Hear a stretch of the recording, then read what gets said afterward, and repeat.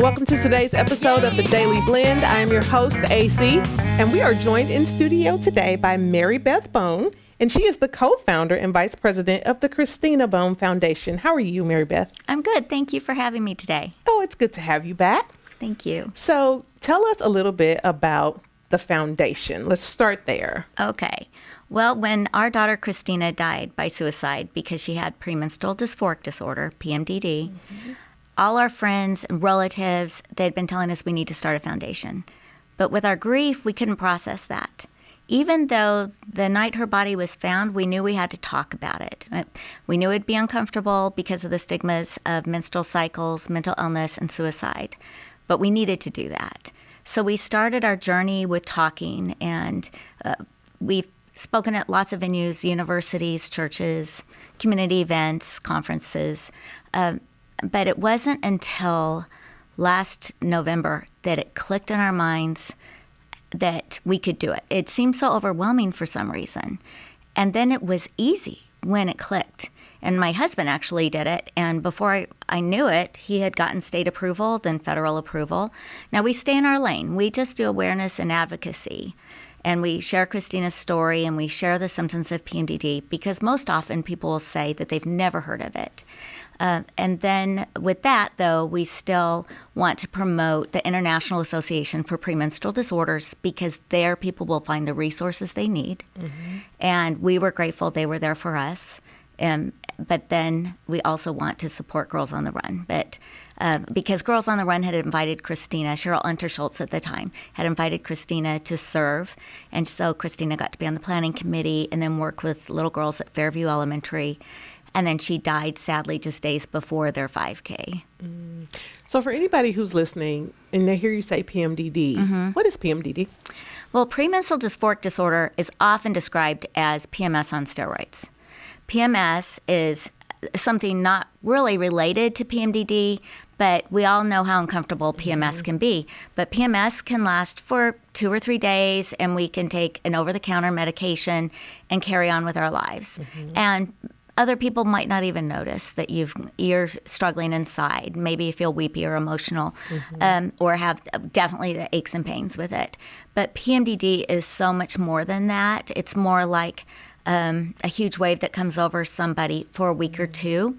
And what we found, before we even knew it was PMDD, I used to feel like Christina had some foreign hacker that just took over her brain for a week or two. But I wasn't seeing the cyclical nature because when she moved home with us for the last year of her life, even though she was married and had 2 kids, her husband couldn't take care of her because it had gotten so bad.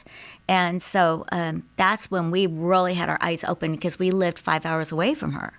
And before that, she was 7 hours away from us. So we weren't seeing the day-to-day suffering. So when she said her PMS was lasting 2 weeks, I didn't know what that meant.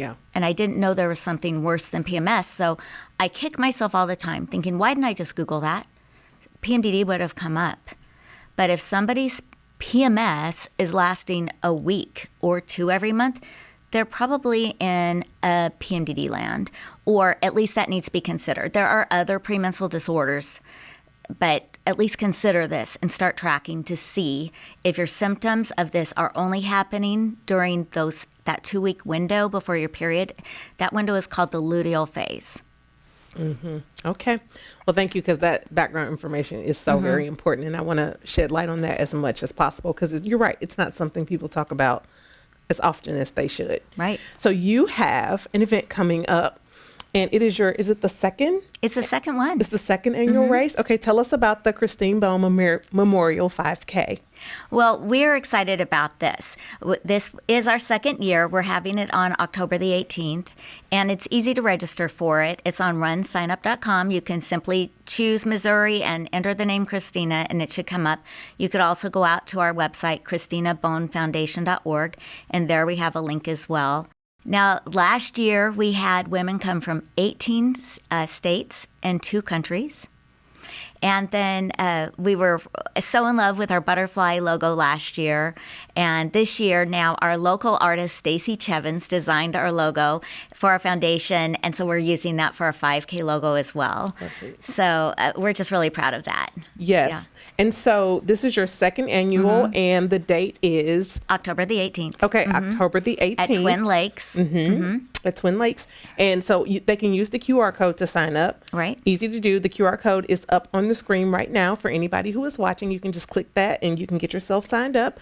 And if you're listening, like Marybeth said, you can go to Christina Bohn Foundation.org. And Bohn is spelled Bohn. Bohn. So make sure you got that so that you can get signed up for the race and come on out and join everybody. How many did you have last year? Well, last year for our brand new infant baby race, we had 186 register, which we were pretty proud of. Back in the 1990s, Christina and I did 17 5Ks together when she was a little girl. And she loved it. I loved it. And then my back started having problems, so I had to stop.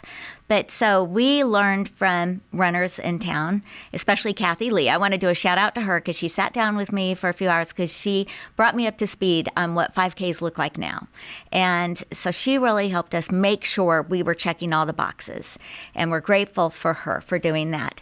And then we didn't know how many people would come to the first 5K. We heard from people there that, wow, this is legit.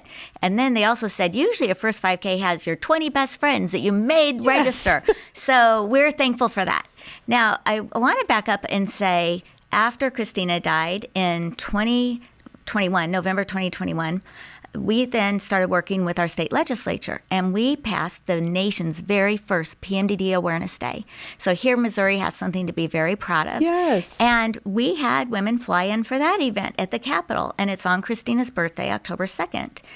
But October 2nd is a weekday, so we can't really have anything on that date.